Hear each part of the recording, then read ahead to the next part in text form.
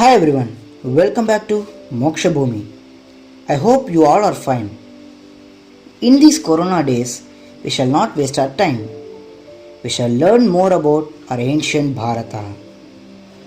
Today, we learn some details of our ancient sages and kings who are responsible for expanding the knowledge to the people of Bharata. This knowledge was responsible for enlightenment in its very own land.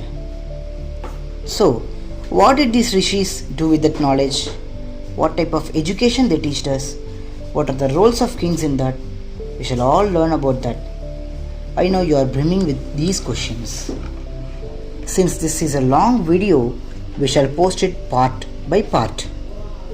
Now let's go to the topic.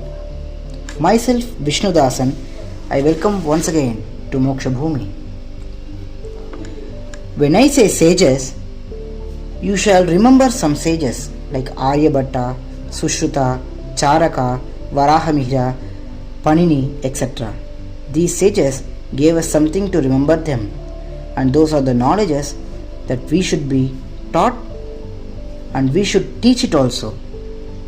So, what are the knowledges they gave us? Vedas, Vedantas, Vyakarana, languages, and so many Upanishads, chemistry, physics, like this science, law science also known as Argasastra. So like this, so many they gave us. So how did they do? For that, they requested the kings to build some universities, and India is the only place which had universities in ancient times. So many other places sent their students to India to learn about the knowledge. So, there are so many universities in India that were destroyed also and now are ruins because of invasions. India has a long and venerable history in the field of higher education. In ancient times, the country was known to have been home to the oldest formal universities in the world. The world's first university was established in Takshashila. The country was known to have been home to oldest formal universities in the world. We should highlight this word because this is the reason why our India was always a Vishwaguru in the world. The world's first university was established in Takshashila. Now it is in present-day Pakistan, the Azad part of Kashmir. This center of learning was situated about 50 kilometers west of Rawalpindi in Pakistan. It was an important Vedic or Hindu and Buddhist center of learning, but wasn't as well organized as the University of Nalanda. So, regarding this university, there are so many stories, but we shall see some. In the Vayu Purana of Hindus, the start of Takshashila is being referred from Taksha, son of Bharata, the same one who gave the name to this Desha as Bharata Desha. And it is also mentioned in Mahabharata, citing Dhaumya as one of the Acharyas. There are several mentions of this university in the Buddhist Jataka tales too. Chinese travelers like Faxine and Huensang also speak of Takshashila in their writings.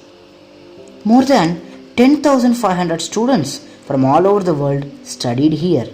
The campus accommodated students who came from as far as Babylonia, Greece, Arabia and China and offered over 60 different courses in various fields such as science, mathematics, medicine, politics, warfare, astrology, astronomy, music, religion and philosophy.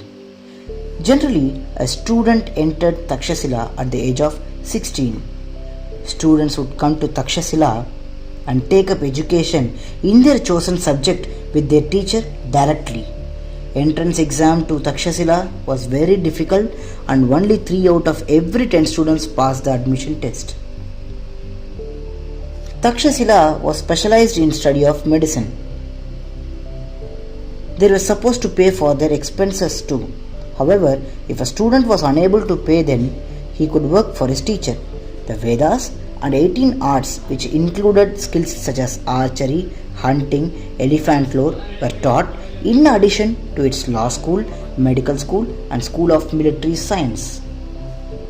So, since Takshashila was specialized in the study of medicine, so many people came to learn about medicine too.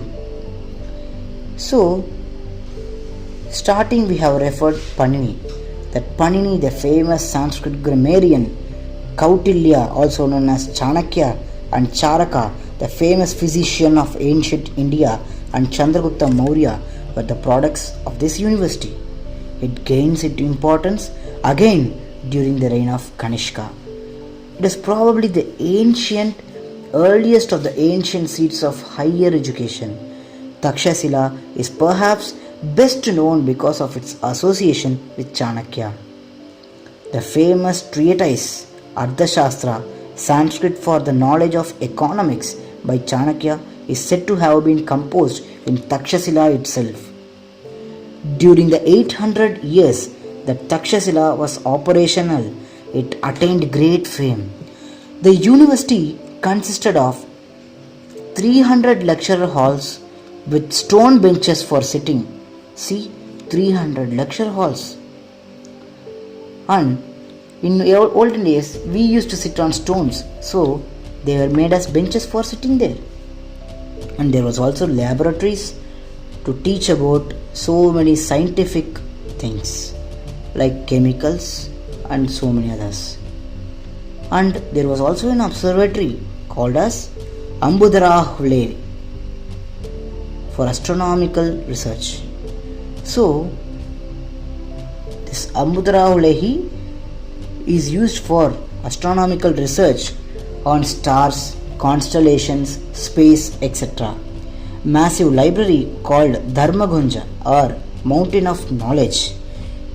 They consisted of 3 buildings, Ratnasagara, Ratnodhavi and Ratnayanjak. Takshashila's prosperity resulted from its position at the junction of 3 great trade routes. In the second half of the 5th century, it was severely damaged by Hepthalite invasions. During the 7th century, it was gradually abandoned by its inhabitants. Excavations began in 1913 finally gave the world a peek into the best mines in Indian history. Takshashila was also listed by the UNESCO as one of the World Heritage Sites in 1980. But this university is now ruins. We as Hindus or we as Bharatiyas, we should also be proud of our ancient rishis and this Takshashila University too. If we had the strength, if we had the perspective and